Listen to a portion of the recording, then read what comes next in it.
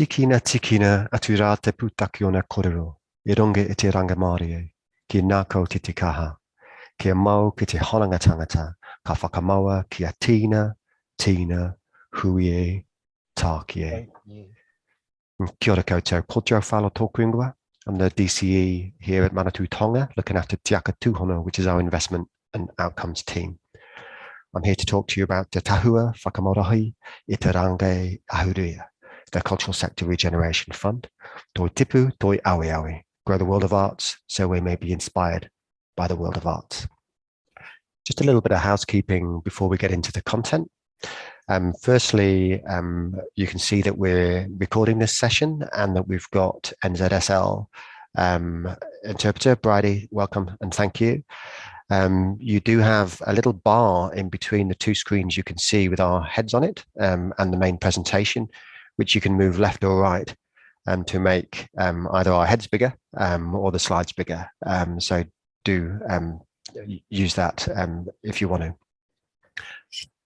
Okay, so the purpose of this presentation and this time together is to give you an overview of the Cultural Sector Regeneration Fund with a particular focus on the outcomes and the outcome questionnaire that form such an important part of this early phase of the fund's life. There will be time for questions. We've got manageable numbers, so we might put some mics on when we get to the end there, rather than doing things and through the chat and other documents. We'll see how that plays. And I'd imagine that getting through the slides is going to take us around 12 or 13 minutes. Okay. So let's make a start. So just a Regeneration Fund overview. We had several funds scheduled for 2022 and 23. And as ever with anything that was scheduled in 2022, things didn't work out quite as we planned with the COVID restrictions landing on us. So we're now left with 8 or 9 months of COVID recovery program funding and an ask from the sector very explicitly and clearly to keep things simple and not mess around with lots of different things and different fund pots and so on to apply for. So we've consolidated $28 million of the remaining funding into one fund with a clear focus on the outcomes that Cabinet and Ministers gave us right back in 2020 to achieve with the COVID recovery program funding. We've done what we can to provide clear information for applicants. We can always do better, and we welcome your feedback in that respect. But we're doing what we can to make things as simple as possible. And we want to keep things human with this fund. So once the expression of interest is out of the way and in, we want to start a conversation with potential recipients of funding and have some kind of real people, face-to-face, human-to-human conversations. For this fund, we're also providing opportunities for sector feedback. That's a request or a response to a request to help people involve themselves and help the sector get involved and inform decision-making. That's quite new for this fund, and I'll talk about that a bit more. And we're staggering funding decisions between October and April 2023 so that we can take our time, get things right and make safe and sound decisions that benefit the sector to the maximal amount. Okay, thank you, Phil. So just a quick overview of how the fund will work. The first step, and the one that many people are in now, and we're seeing quite a lot of activity on our website and funding system, is people are checking their fit with the fund. So is the initiative, the project that they want to do and take forward, does it align with the outcomes that this fund is intended to achieve, those outcomes that Cabinet and Ministers gave us back in 2020 to achieve with this funding? If it looks like the initiative that somebody is looking to do is a good match, they can submit an expression of interest. And that involves filling in a questionnaire, the same questionnaire that has been used at the start to check the fit with the fund, and providing a bit more information about what the project or initiative is. We'll then reach out to people who've submitted expressions of interest and schedule some time for a human-to-human conversation. And we'll discuss that proposal with individuals and organisations. If it looks like the initiative that you're putting forward has a good chance of being successful for funding, we'll encourage you to submit a full proposal What we won't do at this stage is say no to anybody. We're not looking at an expression of interest process where we say, no, don't put a full proposal in unless there's a complete ineligibility point, like it's a proposal to, I don't know, go and play rugby overseas or something that's literally not eligible under the Arts, Culture and Heritage funding. But if the initiative looks like it's got a good chance, we will be encouraging people to put forward a full proposal. At that stage, a short summary of the initiative and a bit more information about it will go up on our website, and we'll invite people to comment on that initiative. We're particularly interested, and we'll wait any consideration of feedback towards people or organisations that are intended beneficiaries of the project. So if your initiative is looking to completely change the world and make things better for theatre directors, obviously we're going to be really interested in feedback from theatre directors. And similarly, if your project was about increasing the workforce capability and skills of sound engineers, then obviously we're going to be most interested in feedback from sound engineers and people who may represent them. We then get through to evaluation and decision making, which I'll return to later in the slides. And if a proposal is successful, obviously we'll get into a funding agreement and we'll get some money in bank accounts and some good stuff happening on the ground.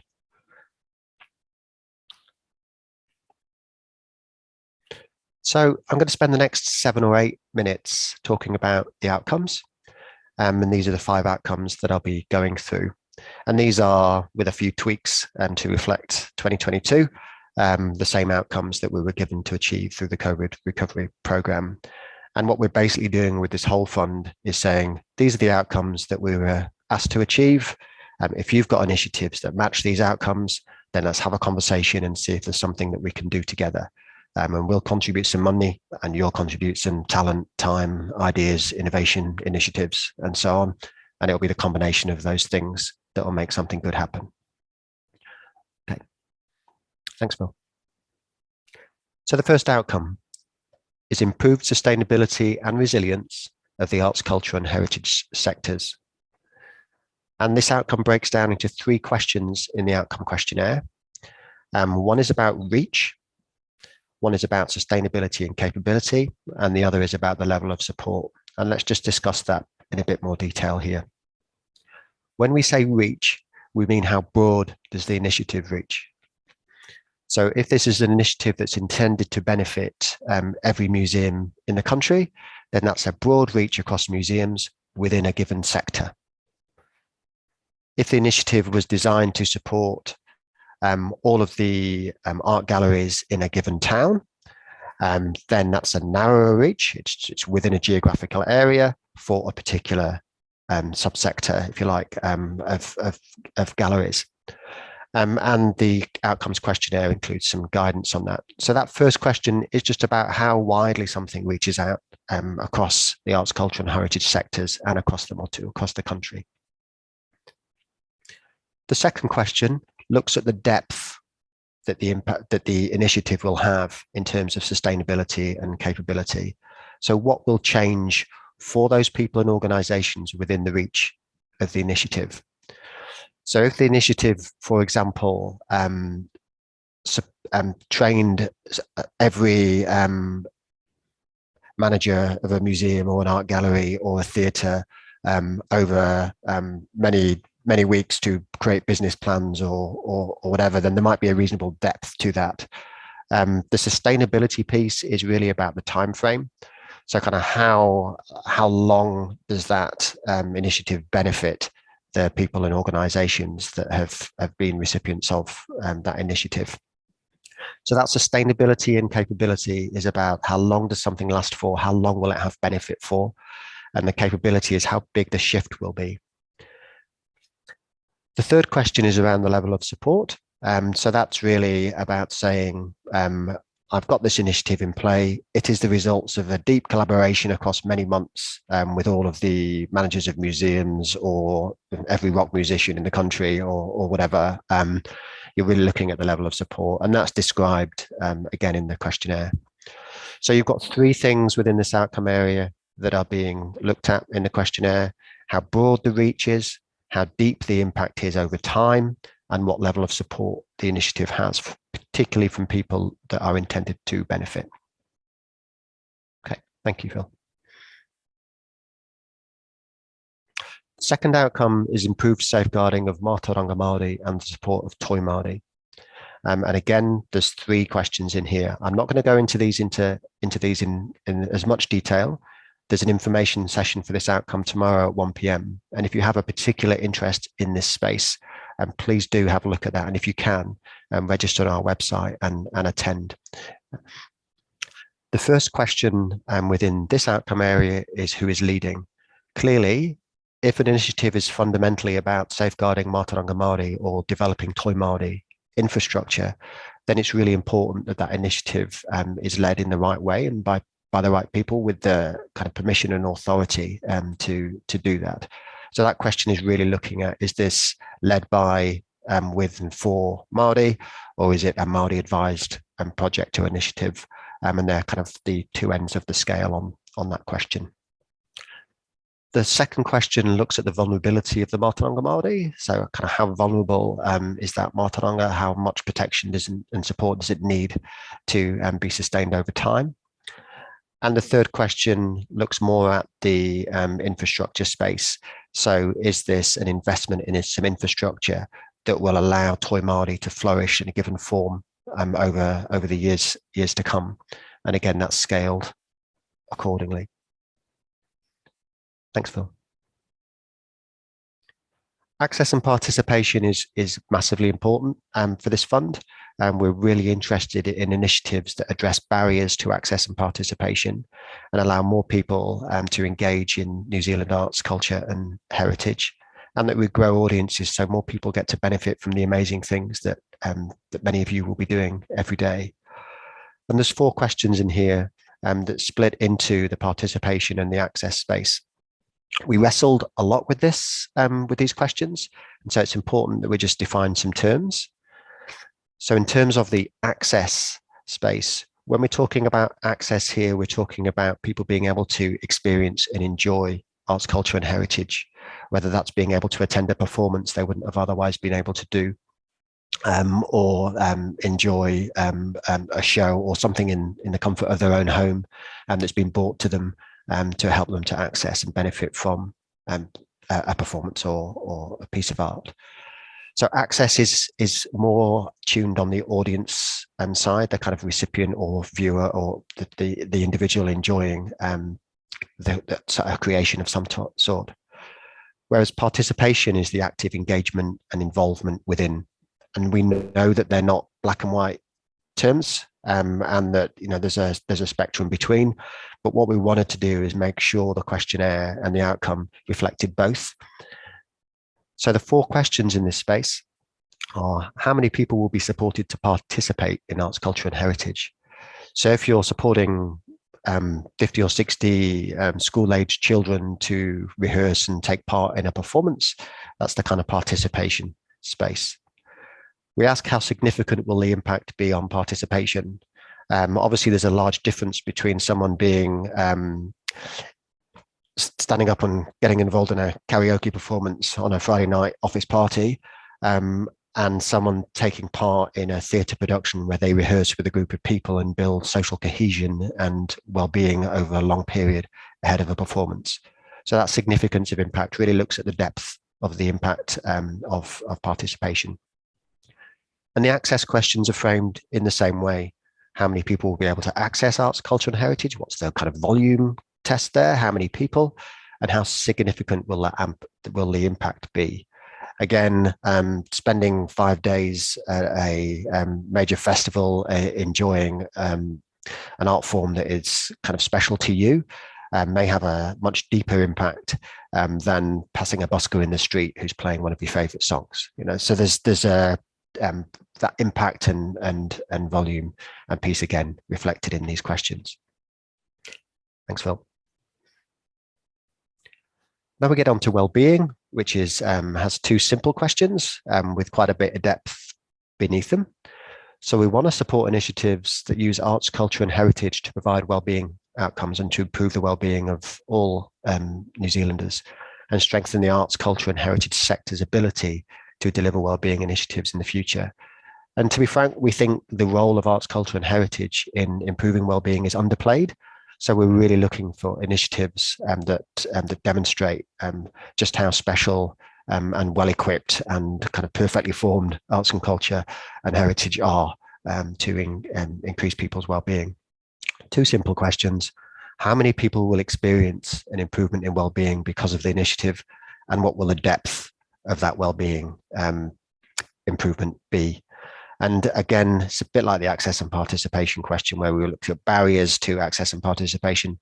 This is just a wide reach across. Now, it will be interesting for some initiatives to look at whether they focus this on the people participating in the project or initiative as direct participants, or whether they look at the kind of audience or kind of the target audience of the program, and your relationship manager will be able to discuss that with you as we work through the detail. Thanks, Phil. Finally, increased employment and skill development opportunities. So we do want to support initiatives that help create new sustainable jobs in the arts, culture and heritage sector. And we also want to support initiatives that help people in the sector to develop the skills they need to be successful and achieve their goals. So two simple questions, and following the same pattern as many of the others here. How many jobs will be created and what kind of jobs? So if an initiative is a startup grant that enables an organization to get started on something, there's a good business plan in place, there's a solid forecast of future revenue that will be generated, and it looks like that's going to create 5 or 10 jobs in the short term that will then be sustained over the long term, then that's quite a kind of depth of impact in terms of jobs created and employment. In terms of the skills, we're really looking at how many people will develop new skills as a result of the initiative, and the depth of the impact that initiative will have on skills. So hopefully you're getting a feel for a pattern across all of these outcome areas, and they kind of interlock together, which is what's the kind of reach here and how deep is the impact? And that rolls right from the sustainability and capability and resilience of the sector and organizations within it, through the Mātauranga Māori, Toi Māori infrastructure, through the well-being, the employment and the skills, and so on. The same basic framing applies. Thanks, Phil. I'll just bring these together now in the end. So if you filled in your outcome questionnaire, answered these questions, looked up some of the terms and kind of made sure you've got a kind of feel for how we're framed, been to a couple of these sessions and asked some questions, and you can see that your initiative has A's and B's, kind of high scores against a couple of the outcome areas, then it's likely that the initiative has a decent chance of being fully considered and being competitive in the programme. If what you're looking to do, on the other hand, has fairly low answers to most of the initiatives, then it probably isn't the best fit for the fund. And we'll be able to provide feedback to people that have submitted expressions of interest once we've got them all in. And we've had conversations and had a look through them, and be able to provide advice to people on whether it's worth putting in that full proposal. The last thing we want is for people to be spending a lot of time writing, putting documents together, if their chances of success are limited. And we want to be open and transparent with people about that, so that they can make informed choices. Thanks, Phil. When we get to the decision stage, we'll make decisions based on exactly the same outcomes framework that is in the questionnaire and the expression of interest. So what we've tried to do here is take something that would normally be hidden away in a panel somewhere of criteria and outcome assessment, and bring that right forward and be open, and that's the outcomes framework that we're using to make funding decisions. Obviously, the level of funding that's being sought is highly relevant to that. So we want to make sure that the funding is proportionate to the proposal's contribution to the fund outcomes. So an initiative that is hitting really heavy against 2 or 3 outcomes, could be in the kind of 6-figure, even early 7 figures of funding.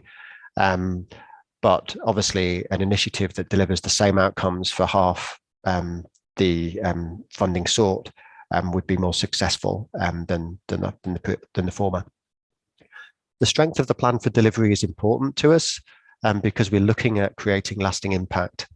So initiatives that say we're going to do these amazing things and set off $1 million worth of fireworks, I'm being glib, forgive me, we don't see the lasting impact of that are going to struggle. So that plan for delivery, how those outcomes will actually be achieved over time, is an important consideration for us, because we need to make sure that we find and fund initiatives that will have a lasting impact for the sector and generate benefits into the future. We are very interested in the level of support from the sector, particularly those that are intended to benefit. And the feedback phase allows us to gather supporting comments from stakeholders and so on, without people having to necessarily run around generating letters of support and so on. We're interested, as you'd expect, in a lead organisation's history of successfully delivering similar initiatives. So if somebody's looking for a significant sum of money, then obviously we're going to be doing some due diligence work to make sure that that organisation has the kind of governance and ability and infrastructure required to deliver an initiative at that scale. We'll also be keeping an eye on the balance of investment across different sectors and the country. So if all of the best initiatives come from Porirua, it's unlikely that we're going to only fund initiatives in Porirua, clearly. And there's a balancing there that I want to be transparent about, which again, I'd rather do that upfront than try and achieve that later on at the decision table. So these are the factors that we consider. I would say alongside this, and particularly on that strength of plan for delivery, we do quite often see initiatives that are seeking to do something that may have been done before, either in full or in part. So you can expect questions in that space when we're looking at that strength of plan for delivery.